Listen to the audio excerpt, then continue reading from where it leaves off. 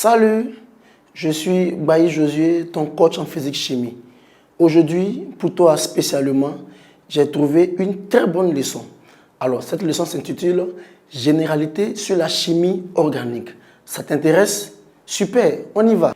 Ce qu'il faut retenir dans cette leçon, c'est qu'il y a trois objectifs.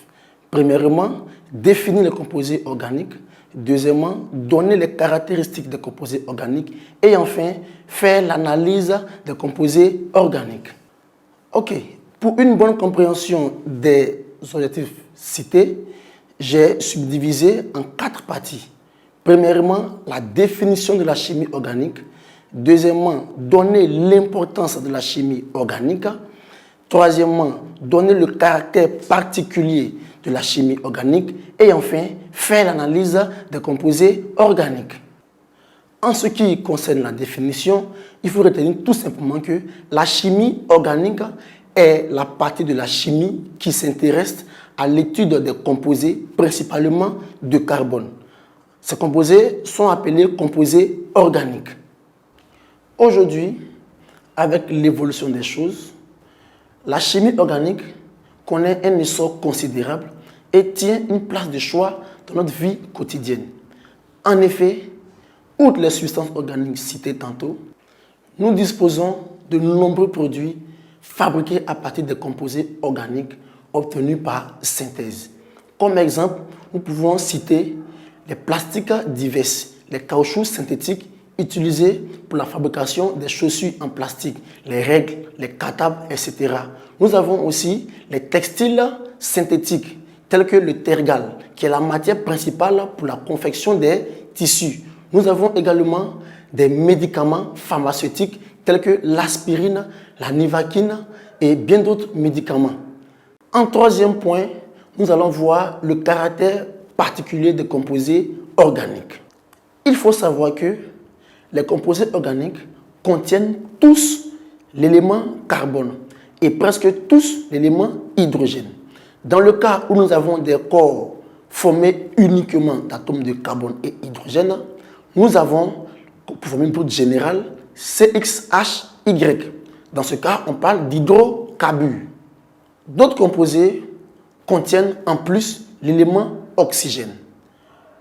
Nous avons pour formule CXHYOZ. Ils sont appelés composés organiques oxygénés. On rencontre fréquemment aussi l'élément azote présent dans les acides aminés qui constituent les protéines. Toujours dans le point qui concerne le caractère particulier des composés organiques, on peut ajouter que les composés organiques présentent une structure moléculaire. À quelques exceptions près, les composés organiques sont formés de molécules à partir desquelles les atomes sont liés entre eux par des liaisons covalentes. Ainsi, la formule brute d'une molécule nous indique la nature et le nombre d'atomes qui la constituent. C'est pourquoi, pour mettre en évidence la disposition des atomes composant la molécule, l'on utilise des modèles moléculaires. Ça va? On peut avancer? Ok. Pour terminer, nous avons maintenant l'analyse élémentaire. Il faut savoir qu'il en existe deux types. Nous avons l'analyse élémentaire qualitative et l'analyse élémentaire quantitative. Alors, il faut savoir que l'analyse élémentaire qualitative consiste à rechercher l'élément carbone dans un composé. Pour cela, deux méthodes sont utilisées. Nous avons la pyrolyse qui est utilisée pour les substances non combustibles et elle consiste également à quoi? À décomposer le composé par la chaleur. Comme exemple, nous avons le sucre qui est chauffé à partir d'un récipient.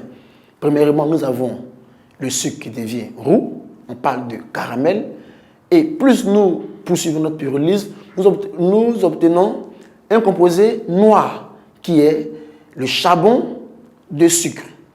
Alors, le charbon de sucre est presque du carbone pur. Deuxième expérience, nous avons la combustion, qui est bien évidemment utilisée pour les combustibles. elle consiste à brûler entièrement le composé. Nous avons la combustion du butane qui nous donne deux produits, l'eau et le dioxyde de carbone. Ici, l'eau ne nous intéresse pas, c'est plutôt le dioxyde de carbone qui nous intéresse. Or, nous savons que le dioxyde de carbone est composé de l'élément carbone. En d'autres termes, la combustion du butane nous amène à dire que le butane est composé effectivement de l'élément carbone. Waouh! Je te vois sourire maintenant. Tu vois que ce n'est pas sorcier. Alors, ainsi prend fin notre petite leçon.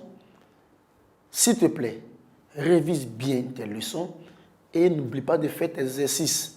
Ton cours de physique-chimie sera toujours là pour toi. On se dit à bientôt. Succès assuré.